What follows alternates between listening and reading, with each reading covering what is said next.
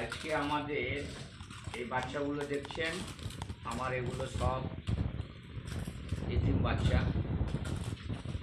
এ আমার ঘরোয়া এই মেমোরিয়াল ট্রাস্ট থেকে পরিচালনা হচ্ছে।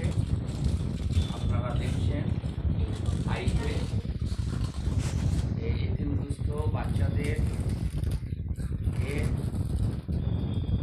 আমি মৌলানা গুলজার হোসেন, এবং আমাদের সকলের জন্য দোয়া করবেন যাতে এই এতিমখানা আমাদের পড়াশোনা হয়।